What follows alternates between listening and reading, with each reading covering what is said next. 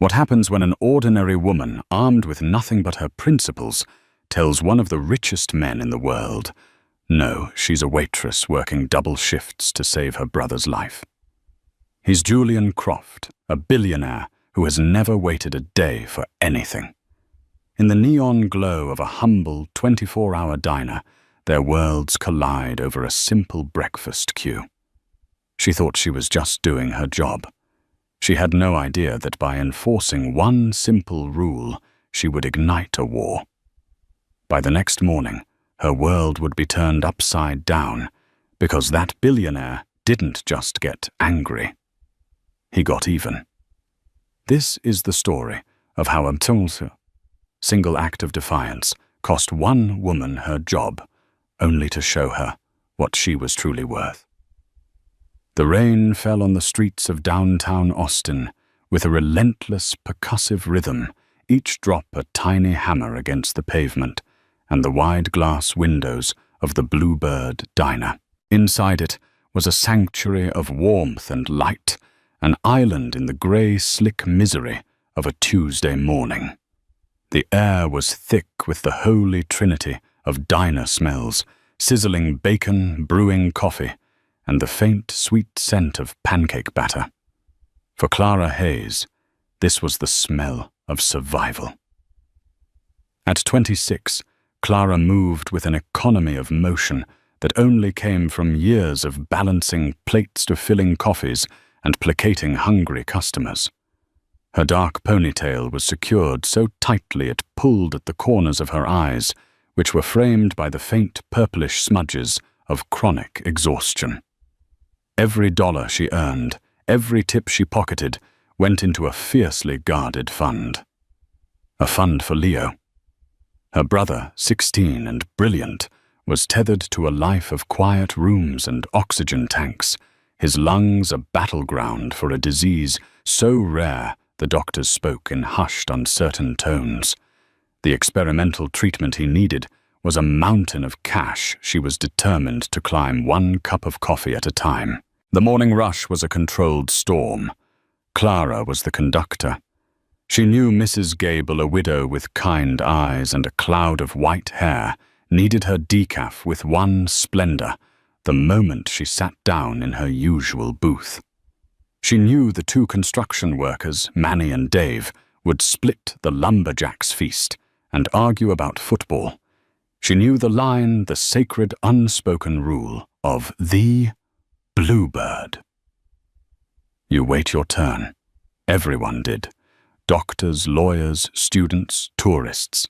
The linoleum floor of the diner was a great equalizer.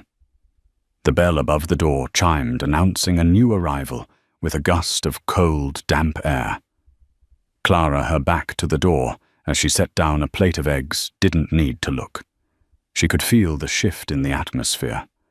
The low hum of conversation faltered for a half-second. It was the kind of silence that follows the entrance of a predator into a peaceful glade. She turned a fresh pot of coffee in hand and saw him. He wasn't just well-dressed. He was sculpted by his suit, a charcoal grey creation that probably cost more than her car. It fit him like a second skin, accentuating a lean, powerful frame. His hair was dark and impeccably styled, though a few stray strands were damp from the rain. His face was all sharp angles and unforgiving lines with a jaw that looked like it could cut glass. But it was his eyes, a startling glacial blue, that held the room captive. They were eyes that didn't just see. They assessed, they valued, they owned. He strode past the small, shuffling line of 4 people waiting patiently by the "Please wait to be seated" sign, as if they were invisible, as if the sign itself was a quaint suggestion he had no time for. He stopped directly in front of Clara's station, his gaze sweeping over the bustling diner with an air of dismissive appraisal. "A table. For one," he said. It wasn't a request. It was a declaration. His voice was a low, smooth baritone, accustomed to instant obedience. Clara placed the coffee pot back on its warmer, the glass clinking softly. She took a deliberate breath, her spine straightening. She'd dealt with entitled customers before, but this was a different species. This was entitlement as a fundamental law of physics. "Good morning," she began, her voice even and calm, the one she used for crying babies and angry drunks. "There's a short wait this morning. If you'll just stand behind the gentleman in the green jacket, I'll get you a table as soon as one opens up." She gestured with her pen towards the back of the line. The man's eyes narrowed almost imperceptibly. He looked from her to the line and back again, a flicker of genuine confusion on his face as if she'd just started speaking in a foreign language. "I don't wait," he said, the words clipped and final. A nervous cough came from the man in the green jacket. Mrs. Gable watched from her booth, her fork frozen halfway to her mouth. Clara could feel the weight of their collective attention. This was more than a simple dispute. It was a test of the diner's unwritten constitution. "I understand you're in a hurry, sir," Clara said, her voice a little firmer now. "But everyone here is waiting. That's how it works." A ghost of a smile, cold and humorless, touched his lips. He reached into the inside pocket of his jacket and pulled out a wallet made of dark, supple leather. He extracted 2 crisp $100 bills and placed them on the counter beside her order pad. "Perhaps this will make it work a little faster," he said, the blue eyes challenging her. Clara stared at the money. $200. That was a full day's tips on a good day. It was another brick in the wall of Leo's medical fund. The temptation was a physical thing, a hot, sharp pang in her chest. She could feel her resolve waver for a split second.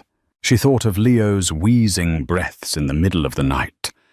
Then she looked at Mrs. Gable, who had been coming to this diner every day since her husband died, finding solace in the routine and the community. She looked at the tired student at the front of the line, clutching a textbook, probably needing a cheap meal before a big exam. And her resolve hardened into steel. This wasn't just a diner. It was her diner. These weren't just customers. They were her people. She gently pushed the bills back across the counter towards him with the end of her pen. "I'm sorry, sir," she said, her voice leaving no room for negotiation. "But our tables aren't for sale. You can either wait in line or you can find somewhere else to eat." The silence in the diner was now absolute. Even the sizzle from the grill seemed to have quieted. The man stared at her, the mask of cool indifference finally cracking. For the first time, she saw a raw, unfiltered emotion in his eyes, pure, undiluted shock. It was the face of a king who had just been told no by a commoner, and he simply could not compute it. He slowly retracted the money, his movements stiff with controlled fury. He leaned in slightly, lowering his voice to a menacing whisper that was for her alone. "You have no idea who I am. Do you? I know you're the man who thinks he's more important than a widow who wants her breakfast and a student who needs to study." Clara whispered back, her own voice trembling slightly with a surge of adrenaline. "Here. That's the only identity that matters." His jaw clenched. For a long moment, she thought he might explode, that the carefully constructed facade would shatter into a million pieces of rage. Instead, he straightened up, a chillingly calm expression settling back over his features. "Enjoy your little kingdom while it lasts," he said softly. He gave the diner one last sweeping look, but it was different this time. It wasn't dismissive. It was proprietary. It was the look of a wolf eyeing a sheepfold. He turned and walked out the bell, chiming his departure. The diner exhaled as one. Dave, the construction worker, let out a low whistle. "Clara, you've got guts of steel, girl." Mrs. Gable smiled at her, a real warm smile of approval. "You did the right thing, dear." Clara managed a weak smile back, her heart still hammering against her ribs. She felt a surge of pride, of righteous satisfaction. But underneath it, a cold tendril of fear began to uncurl in the pit of her stomach. His final words echoed in her mind. "Enjoy your little kingdom while it lasts." It sounded like a promise, or a death sentence. She spent the rest of her shift trying to shake the feeling that she hadn't just stood up to a customer.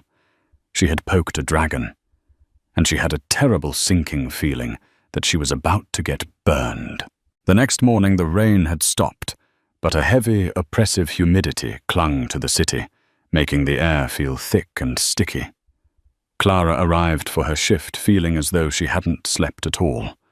The encounter with the man in the suit had replayed in her mind on a loop, his cold eyes and colder threat chasing away any chance of rest. She told herself she was being paranoid.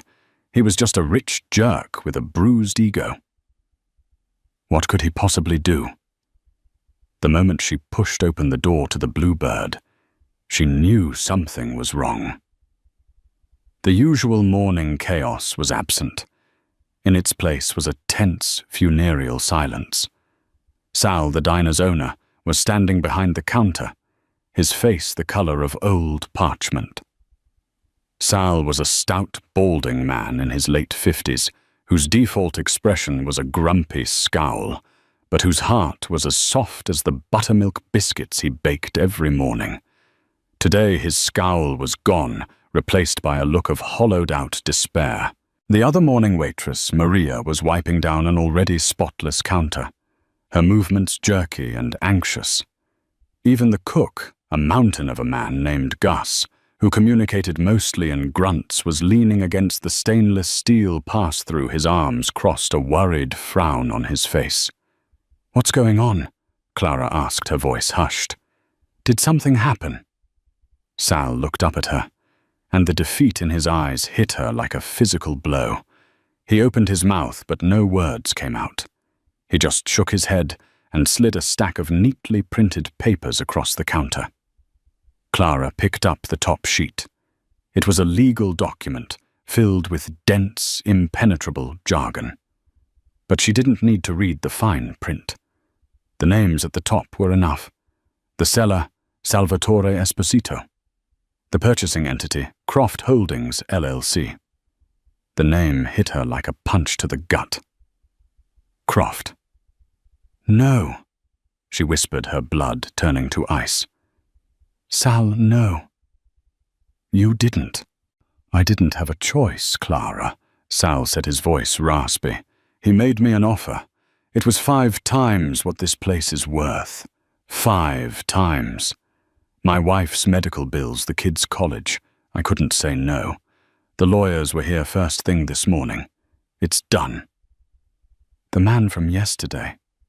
Clara breathed, feeling the floor tilt beneath her feet. It was him. Julian Croft. Sal confirmed the name, tasting like ash in his mouth. Apparently he's some kind of real estate titan. Buys and sells half of downtown before breakfast. I didn't know who he was until it was too late. The bell above the door chimed. It was him. Julian Croft. He wasn't wearing a suit today. He was dressed in dark, expensive jeans, a simple black cashmere sweater, and leather shoes that were probably Italian. The casual attire somehow made him look even more powerful, more imposing. He wasn't playing a role anymore. He was simply himself. And he was the man who owned them all now. He didn't acknowledge Sal or Maria. His glacial blue eyes found Clara and held her fast. There was no anger in them now. No shock. There was something far worse, a cool, triumphant satisfaction. He had promised her he'd destroy her kingdom, and now he stood before her, the new king. "Good morning," he said, his voice smooth as silk. I trust you've all been brought up to speed on the new ownership. Clara felt a surge of defiant rage. You did this just to spite me. You bought a whole restaurant because you had to wait in line for 5 minutes. He cocked his head, a flicker of something unreadable in his eyes. Let's call it a lesson in market dynamics. You have a product, a table. I wanted to purchase it. You refused my initial offer. So I adjusted my strategy and acquired the entire company. He gestured around the diner. All of this, just to get a cup of coffee without a lecture. He walked behind the counter, invading their space, his presence sucking the very air out of the room. He ran a hand along the worn formica, a look of faint disgust on his face. There will be some changes, he announced, his voice ringing with an authority that made Sal flinch. Starting tomorrow, we're closing for 48 hours for a refresh. New point-of-sale systems, new suppliers only the best, and new uniforms. He looked directly at Clara's slightly faded apron-stained uniform. Something a little more professional. He paused, letting the weight of his words sink in. Clara's mind was racing. This was it. He was going to fire her. He'd bought the whole place just to have the satisfaction of telling her to get out. She braced herself, lifting her chin. If she was going down, she'd go down fighting. As for staffing, Croft continued, his gaze still locked on her. For now, everyone's position is secure, on a probationary basis. Clara blinked. Not fired, why? You're not firing me, she asked, unable to keep the disbelief from her voice. A slow, cruel smile spread across his face. Fire you? Oh no. That would be far too easy.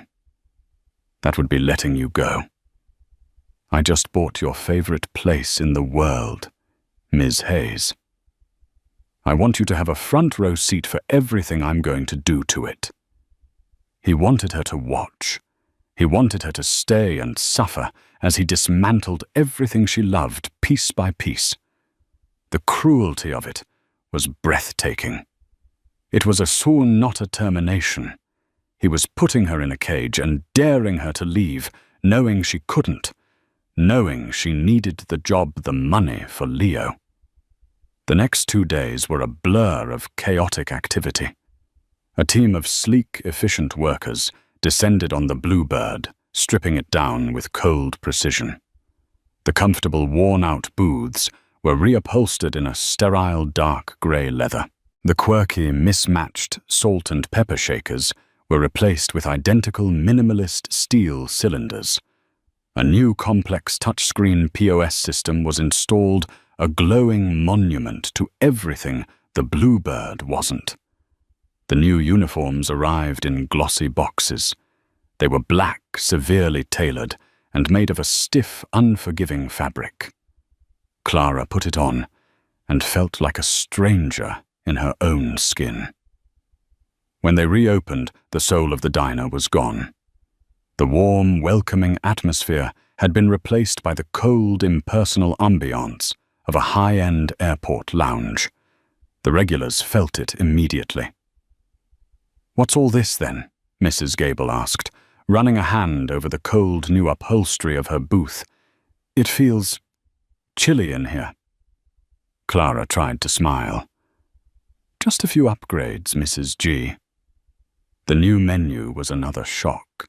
It was laminated and minimalist. Many of the old comforting dishes were gone, replaced by things like avocado toast with microgreens and deconstructed huevos rancheros. But Clara noticed one strange thing. Tucked away at the bottom of the breakfast menu, one item remained untouched. Eleanor's special, a simple stack of 3 buttermilk pancakes with a side of fresh berries. It had been Sal's tribute to his own late wife. It was the least profitable item on the old menu, the kind of thing a ruthless businessman like Croft would have eliminated without a second thought. Why was it still there? Julian Croft was a constant, unnerving presence. He didn't sit in an office. He took the corner booth, Mrs. Gable's old booth, and sat there for hours working on a sleek laptop, his blue eyes missing nothing. He watched Clara as she struggled with the new POS system, her fingers fumbling on the touchscreen. He watched as she tried to explain to Manny and Dave that the lumberjack's feast was no longer available. He watched her every moment of frustration and discomfort, and she could feel his smug satisfaction from across the room. One afternoon, during a lull, he called her over. "Ms. Hayes." She walked to his table, her back ramrod straight. "Yes, Mr. Croft." He gestured to the empty cup in front of him. "Coffee." She retrieved the new ridiculously heavy thermal carafe and poured him a cup. As she did, her eyes fell on the screen of his laptop. It was open to a complex financial spreadsheet. But peeking out from behind the window was his desktop background. It was a photo of a woman, a beautiful woman with warm, laughing eyes and a smile that seemed to light up the world. She was standing in front of a familiar place. It was the Bluebird Diner, the old Bluebird, with its faded sign and welcoming glow. The woman in the photo was holding a half-eaten pancake on a fork. Julian Croft followed her gaze. In a flash, he minimized the spreadsheet, but it was too late. He saw that she had seen it. His face, for a fleeting moment, was not the face of a ruthless billionaire. It was the face of a man caught with a raw, gaping wound, exposed to the world. A profound, aching sadness flickered in his eyes before the mask of cold indifference slammed back into place. "Is there something you need, Ms. Hayes?" he asked, his voice dangerously quiet. Clara just stared at him, her mind reeling. The woman, the diner, the pancakes, Eleanor's special. It all clicked into place with a sickening lurch. This wasn't just about spite. This wasn't just about a bruised ego. This was about something else entirely. Something deeper. Something broken. She had assumed Julian Croft had no heart. She was beginning to suspect the terrifying truth was that he did have one, and she had just stumbled right into the very center of where it had been shattered, and that she realized was a far more dangerous place than she had ever imagined. The discovery of the photograph shifted the ground beneath Clara's feet. Her anger, once a clean, righteous fire, was now muddied with confusion and an unwelcome flicker of empathy. A simple vindictive monster was easy to hate. A grieving man acting out of some deep, unspoken pain was a far more complicated problem. Julian Croft's behavior grew more erratic. He was no longer content to simply observe from his corner booth. He began to interfere, micromanaging every aspect of the diner with a maddening obsession. He'd stand behind the counter and critique the way Clara stacked plates. He'd taste the coffee and send it back, claiming the beans were ground too coarsely. He insisted the bacon be cooked to a specific, almost scientifically precise level of crispness. The diner staff, once a tight-knit family, became a tense, anxious crew walking on eggshells. The regulars, one by one, started to drift away. The new sterile Bluebird wasn't their home anymore. Mrs. Gable stopped coming in for her daily decaf. Manny and Dave found a new greasy spoon down the street that still served the kind of breakfast that could fuel a day of hard labor. Each absence was a fresh wound for Clara. One quiet afternoon, only a handful of tables were occupied by tourists who didn't know any better. Julian was at the counter, a rare occurrence, staring blankly at the menu. Clara, wiping down the espresso machine, finally broke the silence that had stretched between them for days. "It was her name, wasn't it?" she asked softly. Eleanor. Julian flinched, his head snapping up. His blue eyes were flinty. I don't know what you're talking about. The woman in the photograph on your computer. Clara pressed her heart, starting to beat a little faster. And Eleanor's special. That was your wife, wasn't it? He stared at her, his jaw working silently. The armor was back in place, but she could see the cracks. My personal life is none of your concern, Ms. Hayes. Just do your job. This is my job, she shot back, her frustration boiling over. My job is to serve customers in a place that feels welcoming. But you've turned it into a mausoleum. Our regulars are gone. The heart of this place is gone. If this is all about her, if this place meant something to you both, then why are you systematically destroying it? His control finally snapped. He slammed his hand down on the counter, the sharp crack echoing through the silent diner. Destroying it. I'm improving it. I'm making it efficient, profitable. This place was a relic, a failing business propped up by cheap coffee and nostalgia. I am saving it. You're embalming it, Clara retorted, her voice rising. This isn't a business to these people. It's a community. And it was a community you and she were once a part of, wasn't it? You came here. The fight went out of him as quickly as it had appeared. He slumped slightly, the anger draining away to reveal the raw grief beneath. He looked around the cold, empty room, and for the first time, he seemed to truly see what he had done. It was our place, he said, his voice barely a whisper. We met in college here in Austin. I was a scholarship kid with one decent suit and an oversized ambition. She was everything. She saw something in me no one else did. We were broke. We'd come here on Sunday mornings. She always ordered the pancakes. She called them her one affordable luxury. He stared at the spot where Mrs. Gable's booth used to be, now just a sterile grey box. This was the last place we ate together before we moved to New York. The last normal day we ever had. A few years later, I had all the money in the world. And a year after that, a drunk driver ran a red light. And she was gone. The confession hung in the air between them, heavy and suffocating. Clara felt all the fight drain out of her, replaced by a profound, aching sorrow for this man she had wanted so desperately to hate. I came back to Austin for a deal. He continued, his eyes vacant. I wanted to see it again, to feel something. And when I walked in, and you... He trailed off. You and your stupid rules.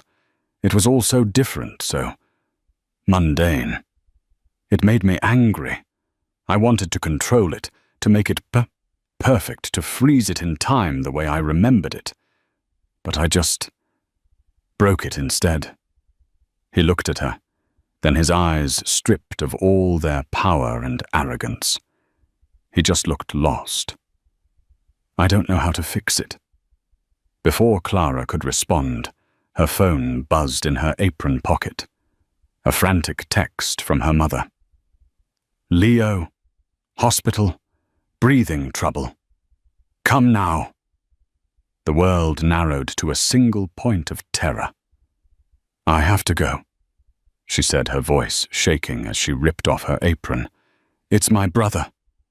She didn't wait for permission. She ran out of the diner, leaving Julian Croft standing alone in the ruins of his own creation, a ghost in a restaurant full of them. At the hospital, the news was bad. Leo's condition had taken a sharp downturn. The doctor, a kind but weary woman named Dr. Aris, explained that his lung function was deteriorating faster than expected. The experimental treatment was no longer a far-off hope. It was an immediate, desperate necessity. And the first round of payments, a staggering $25,000, was due within the week if they wanted to secure his spot in the program. Clara felt the world crumble.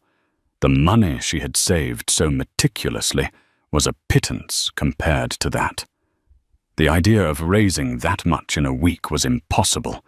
The weight of it was crushing a physical pressure on her chest that made it hard to breathe.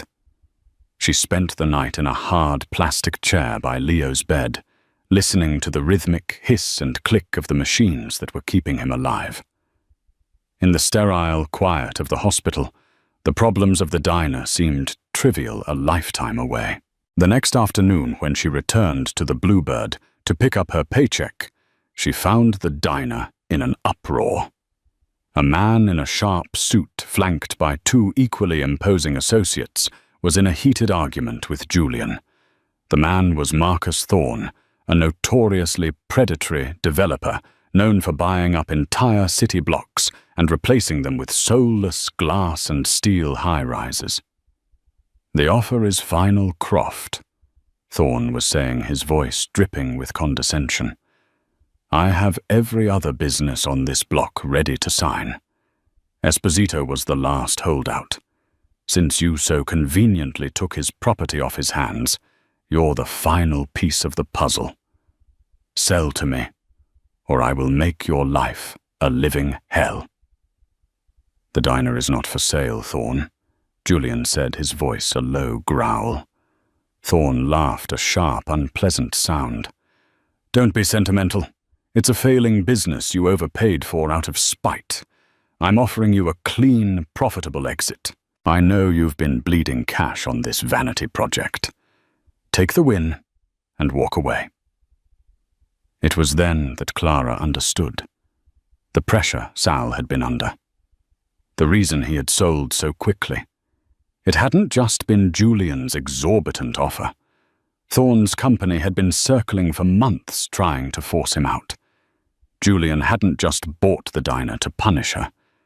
He had perhaps, without even realizing it himself, saved it from being bulldozed. "Get out of my restaurant," Julian said, taking a step forward. Thorne smirked. "This isn't over." He and his men turned and left, casting a shadow that lingered long after they were gone. Julian turned and saw Clara standing by the door. His face was pale, his jaw tight with fury. All the grief and confusion of the day before had been burned away, replaced by a cold, hard purpose. "I won't let him have it," he said, more to himself than to her. "I won't let him tear this place down." He looked at her, and a silent understanding passed between them. They were no longer just a boss and an employee, an antagonist and a victim. They were two people bound to the same small patch of land for entirely different reasons against a common enemy. "He called it a vanity project," Clara said quietly. "Said you were bleeding cash on it." Julian ran a hand through his hair, a gesture of pure exhaustion. "I am. The upgrade's the suppliers. I've lost more money in the last week than this place used to make in a year." He let out a bitter, humorless laugh. "Funny. I have enough money to buy the world, but I'm about to be run out of a tiny diner by a shark like Thorne. Because I don't know the first thing about running a place like this." An idea, wild and audacious, began to form in Clara's mind. It was born of desperation and a sudden, bizarre sense of shared purpose. "Maybe you don't," she said, her voice gaining strength. "But I do." He stared at her, confused. "You have the money and the power to fight a man like Thorne," she explained, her words coming faster now. "But I have the knowledge to make this place work. I know the customers. I know the community. I know how to bring the soul back to this diner. You want to save the Bluebird. You can't do it alone." She took a deep breath. "You need a partner." Julian Croft stared at Clara. his expression a mixture of disbelief and intrigue. The idea was absurd. A partnership with his waitress, the same woman he had set out to humiliate. And yet, as he looked at her, he didn't see a mere employee. He saw the same fierce, unyielding spirit that had refused his bribe, the same fire that had challenged him when no one else dared. He saw the one person who cared about this place as much as he did, albeit for different reasons. A partner. He repeated the words, feeling foreign on his tongue. "You handle the wolf at the door," Clara said, nodding towards the entrance where Marcus Thorne had just stood. "You fight him in the boardrooms and the zoning meetings where you live.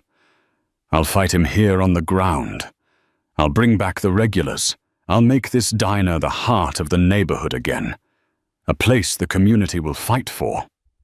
Thorne can't tear down a building. He has to tear down a home. We'll make that impossible for him." It was a gamble, a long shot, but as Julian looked at the cold, empty diner he had created and thought of Thorne's smug, predatory smile, he knew she was right. His strategy had failed. His money and power had only isolated him. He needed a different kind of weapon. He needed authenticity. He needed her. "All right, Ms. Hayes," he said, a decision solidifying in his mind. "Clara, we have a deal. You're no longer an employee. You're the general manager. You have full operational control. Undo what I've done. Bring it back. Whatever you need, budget, staff, supplies, it's yours. Just tell me what to do." A sense of dizzying possibility washed over Clara. For the first time in months, she felt a flicker of hope. It was quickly followed by the crushing weight of reality. "There's one more thing," she said, her voice barely a whisper. "A condition." She explained everything about Leo, the rapid decline, the urgent need for the treatment, the impossible $25,000 deadline. She laid her desperation bare, hating the vulnerability, but seeing no other way. "I can't do this if I'm worried about my brother. I need an advance, a significant one. I'll pay back every single cent, I swear." Julian listened without interruption, his gaze unwavering. The cool, calculating billionaire persona was gone, replaced by something softer, something human. When she finished, a long silence stretched between them. "No," he said finally. Clara's heart plummeted. Of course, it was too much to ask. She had misread him. "No," he repeated, "you will not get an advance, and you will not pay me back." He pulled out his phone and typed for a moment. "Give me the hospital's billing department information and your brother's full name. The full cost of his treatment will be handled, all of it. Consider it a signing bonus for our new partnership." Clara was speechless. Tears pricked at her eyes, hot and sudden. I can't accept that." "You can and you will," he said, his tone firm, but not unkind. "This fight with Thorne, it's not just about a building anymore. It's personal. And I don't let my partners go into battle with their hands tied. Take care of your family. I'll take care of this. Then we take back your diner." The transformation of the Bluebird began the next day. It was a reverse renovation, an act of careful restoration. Under Clara's direction, the cold grey leather of the booths was ripped out, and the original warm red vinyl was reinstalled. The minimalist steel salt and pepper shakers were relegated to a box replaced by the quirky, mismatched sets Clara found at a local thrift store. She rehired Sal not as an owner, but as a consultant and head baker, putting him back in charge of his beloved biscuits and pies. She called Mrs. Gable personally to apologize, and tell her that her booth, her decaf, and her favorite waitress were all waiting for her. She went to the construction site and told Manny and Dave that the lumberjack's feast was back on the menu, bigger and better than before. Julian, true to his word, became her silent partner. He traded his corner booth for a small, cramped back office where he spent his days on the phone with lawyers, city planners, and financial analysts, waging a silent war against Marcus Thorne's corporate machine. He was a fish out of water, surrounded by invoices for flour and coffee beans. But he never complained. He'd emerge occasionally looking tired, but determined to ask Clara, "What's next? What do you need?" The old bluebird began to re-emerge like a photograph developing in a dark room. The regulars returned first tentatively, then with a renewed sense of loyalty. The diner was once again filled with the hum of conversation and the clatter of silverware. It was alive. Clara and Julian fell into an easy rhythm. Late at night, after the last customer had left, they would sit at the counter, exhausted but exhilarated, planning their next moves. She'd talk about suppliers and staffing schedules. He'd talk about zoning variances and hostile takeover tactics. In the quiet hours, surrounded by the ghosts of what the diner had been and the promise of what it could become, they began to see each other not as archetypes, but as people. She saw the lonely, grieving man behind the billion-dollar fortune. He saw the fierce, resilient woman who valued community and loyalty above all else. The first real victory came a week later. Julian discovered that one of the properties Thorne claimed to have secured was a small independent bookstore run by an elderly couple. Thorne's company had used predatory tactics, threatening them with legal action to force a sale. Julian's legal team swooped in, voided the contract on a technicality, and provided the couple with pro bono legal protection against any further advances.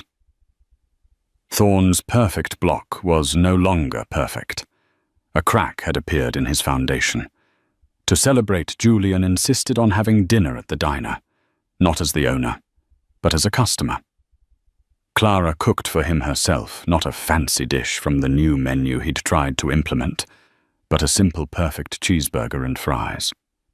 As he ate, he looked happier and more relaxed than she had ever seen him. "You were right," he admitted, looking around at the bustling, happy room. "This is better. This has life. I was trying to preserve a memory, a photograph. But you saved the soul." "We saved it," she corrected him gently. Their biggest test came in the form of a city planning commission meeting. Thorne was petitioning for a zoning change that would allow him to build his massive high-rise, a change that would override the historical preservation status of several buildings on the block, including the diner. It was his checkmate move. The meeting room was cold and formal. Thorne was there flanked by a team of smug lawyers. Julian was there with his own legal counsel, but this time they weren't alone. When Clara walked in, behind her was a crowd of people: Mrs. Gable Manny, Dave Saal, the bookstore owners, and dozens of other local residents and business owners, the community of the Bluebird.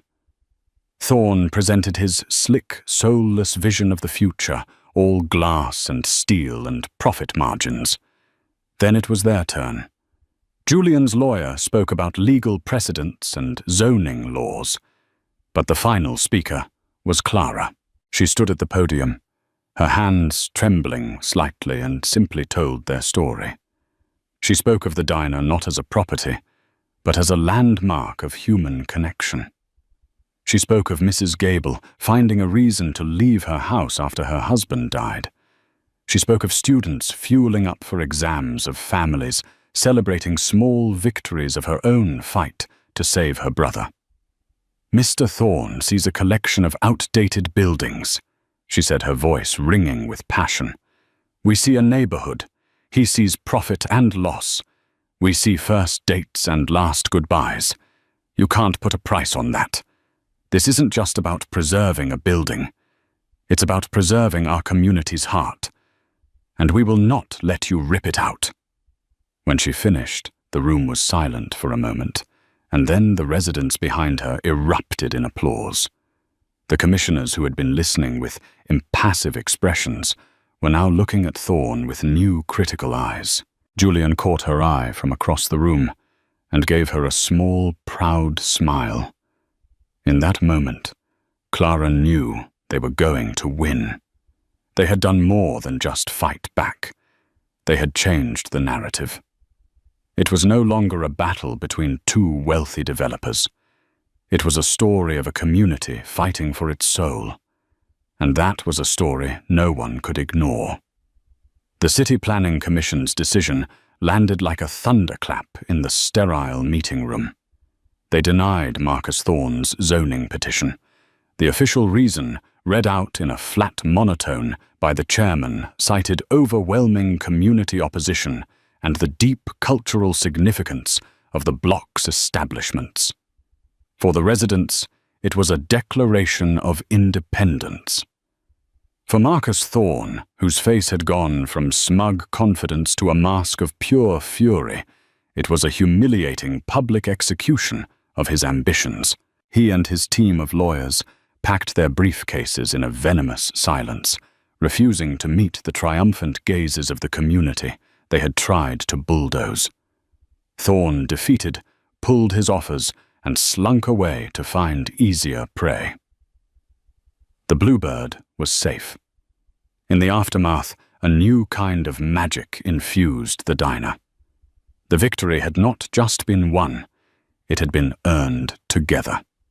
It forged the loose collection of regulars into a true unified force. The story of the defiant waitress and the repentant billionaire became a neighborhood legend, told and retold over coffee and pie. Business didn't just return to normal. It boomed. New faces drawn in by the story of the diner that fought back lined up alongside the old crowd, all wanting a taste of the place that stood for something more than just food. Julian, having won a war he never intended to fight, found himself at a profound crossroads. He had come to Austin for a soulless real estate transaction, and had instead salvaged a piece of his own soul. The process of saving the diner had in turn saved him. He had rediscovered a part of himself he thought had been buried forever with Eleanor. The cold, hard shell he had meticulously constructed over years of grief and relentless ambition had been irrevocably cracked open by the warmth of the Bluebird and the unyielding spirit of its general manager. He found the idea of returning to his sterile New York penthouse, to his life of silent, empty deals, unbearable. One evening, long after the last customer had gone, he found Clara in the cramped back office, a single lamp casting a warm glow on her as she pored over invoices, a small, contented smile on her face. He leaned against the doorframe, watching her for a moment, the picture of a leader at peace. "You know," he said, his voice soft. "From a purely financial perspective, this remains the most unprofitable, time-consuming, and utterly illogical acquisition of my entire career." Clara looked up, her smile widening. "Having regrets, Mr. Croft?" "Not for a second," he said, and the sincerity in his voice was absolute. He walked into the office, the small space making their proximity feel intimate. He sat in the chair opposite her. "Clara, I'm not selling the diner. But I can't run it from an office in New York either. That life, it doesn't fit anymore. I was thinking, this place needs more than just an owner. It needs a permanent foundation, a guardian, something to ensure it's always protected." He slid a thick leather-bound folder across the desk. Clara opened it, Inside, laid out with the precision of a corporate prospectus, was a proposal to create the Eleanor Foundation, a non-profit organization dedicated to preserving community landmarks and supporting at-risk small businesses throughout Austin. The foundation's first and primary asset, its heart, would be the Bluebird Diner. It will be run by a board, he explained, his voice filled with a quiet passion she'd never heard before.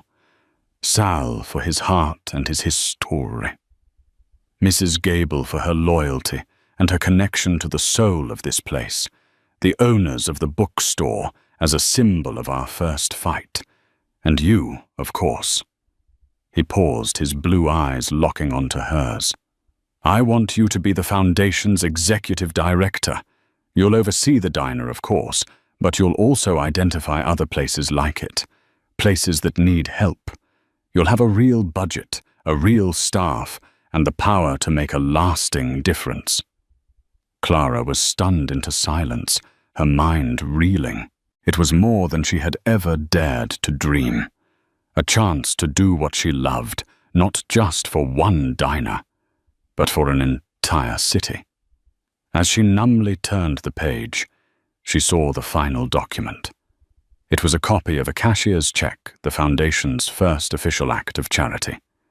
The payee was the pediatric wing of Austin General Hospital. The memo line read, "In honor of Leo Hayes."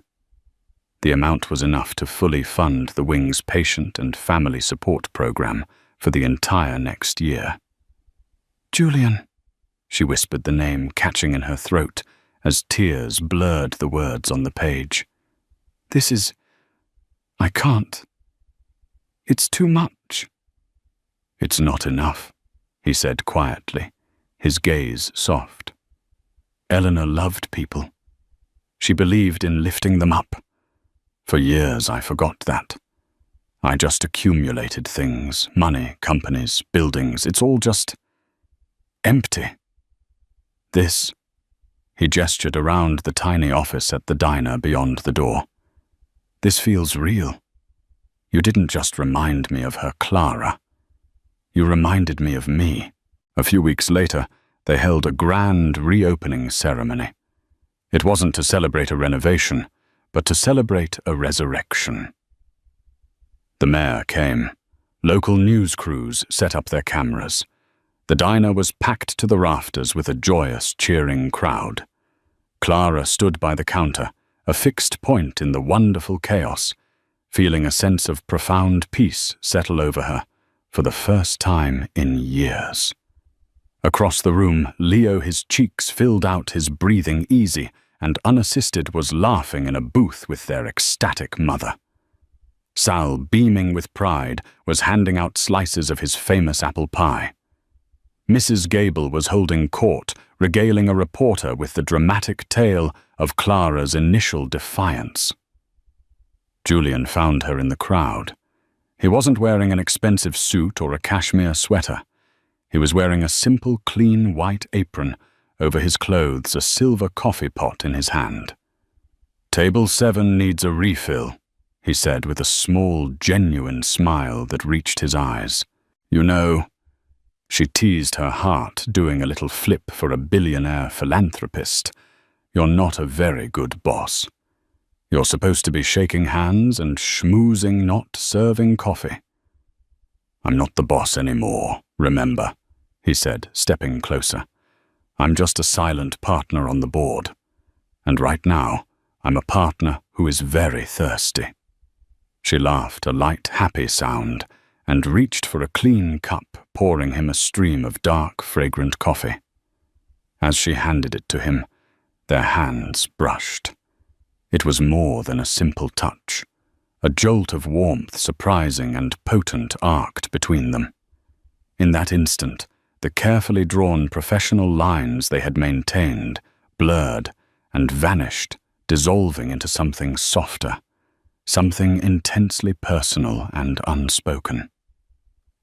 The war was over, the fight was won, and in the quiet aftermath, they were simply a man and a woman standing together in a place they had both, in their own ways, saved. He looked at her, his once glacial blue eyes now the color of a warm summer sky, filled with a light she'd never seen before. "Thank you, Clara," he said, his voice low and for her alone. "For what?" she asked softly. "You're the one who wrote the checks." "For reminding me," he said, his gaze holding hers, "that the best things in life can't be bought. They have to be built." He raised his coffee cup in a silent toast.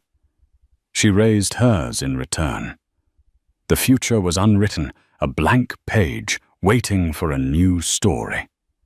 But as she looked at him, at the thriving, beautiful community they had protected, and thought of her healing brother Clara, knew with absolute and shimmering certainty that it was going to be a beautiful one.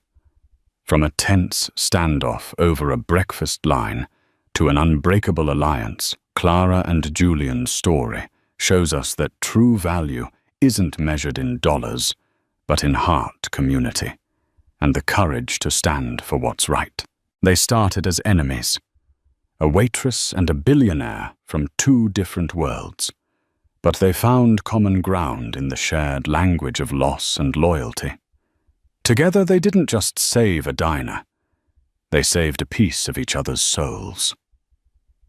Their journey reminds us that behind every face there's a story, and sometimes the greatest investments we can make are in each other. If this story of unexpected love, fierce loyalty, and the power of community moved you, please let us know in the comments below. What was your favorite twist? Don't forget to hit that like button, share this video with someone who loves a powerful story, and be sure to subscribe and turn on notifications so you don't miss our next deep dive into dramas that feel larger than life. Thank you for watching.